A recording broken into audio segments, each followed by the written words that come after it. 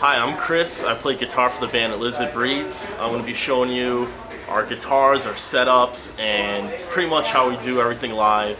And first I'll show you my guitars. I got two Ibanez's. My first one right here is a Ibanez Rg470 Fx. It's a really old one, obviously 94 being the first model ever that the RG series ever had the hardtail bridge, because everything before that had the floating bridge. And this one actually has replacement DiMarzio in there in the bridge and the two stock pickups, because I didn't really have any issues with the way they sounded for leads and other stuff over here, but definitely the stock pickup was a little bit too weak for, you know, like the heavy rhythms and everything else like that. And as you can see, we have it kind of customized.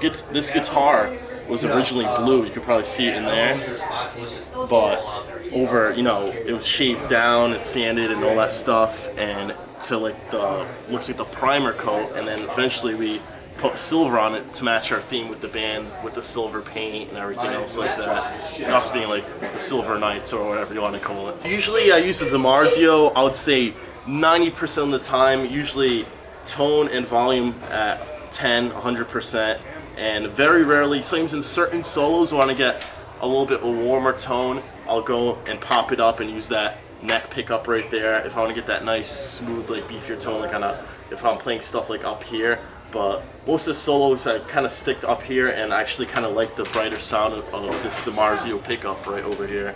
For strings, we use usually Ernie balls. Right here I got the skinny top, heavy bottom by Ernie Ball, and this guitar is my C-sharp, drop C-sharp guitar, so it fits perfectly for what we do over there with this guitar. This is a 2006, it's a Prestige. It's obviously the Team J-Craft, as you could see, and the Team J-Craft is very special. It's like I would say everyone always raves it's the best factory in Japan for old Ibanez guitars. And this one is actually modded, and I originally had two humbuckers here. I bought this used, and the way the person previously had it set it up, I just really digged. I kind of like how he had one single coil up here and he put in a Seymour Duncan down here. And the cool thing about this guitar, he took out the tone knob and he put in a coil tap switch, so I could go and with this humbucker right here turn it into a single coil and really get that kind of more of a Strat-like sound out of this guitar, which is flicking the switch up.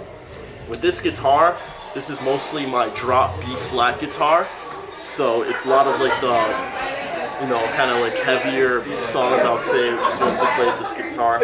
And the strings I use for this one are the Ernie Ball Beefy Slinkies. The Beefy Slinkies, you know, to be honest with you, I don't know, most people I would say might prefer something a little bit heavier, but I like how I play a lot of leads, so it has like a kind of looser feel, so when I do bends and everything else like that, it just feels perfect in a way.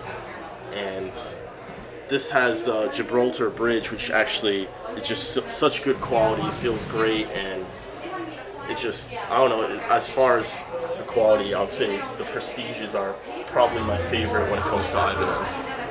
Hey guys, due to the venue that we're playing today, we had to backline all of our gear, so we're not actually able to physically be at the rack to show you our rig, but we're just going to kind of talk about it and let you guys know what we're using.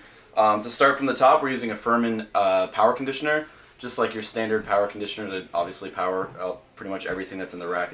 It's a huge rack, so we actually have one on the top, and then in the back we have another one powering you know, other things, just to get multiple power sources. And then right below that we have both his and my Pod HD Pro.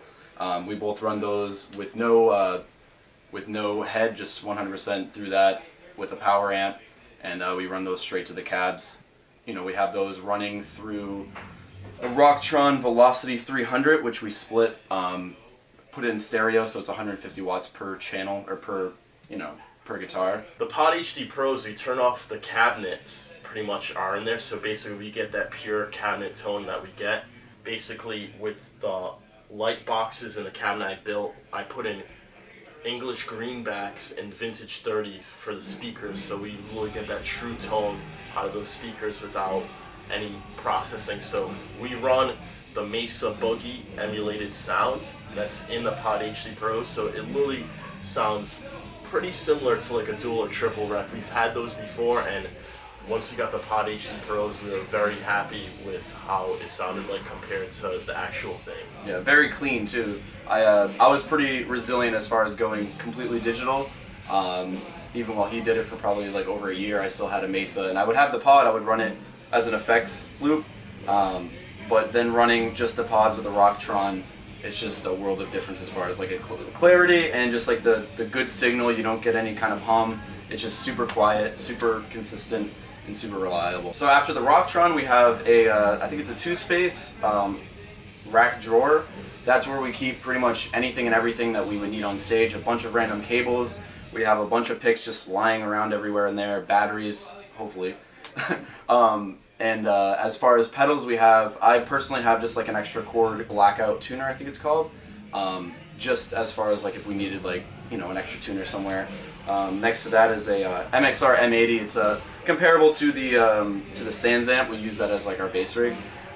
Sounds great. You actually, personally, I think it's a little bit better than the SansAmp. You have a lot more control. There's a lot more versatility you can get out of that as opposed to the SansAmp. It also has a noise gate as well, so it's kind of like a kill two birds with one pedal. Next to that, we both run our wirelesses. I personally just run a Line 6 wireless. It's digital. I know he runs the Sony. Yeah, the Sony wireless, and same thing, it's digital and it runs great.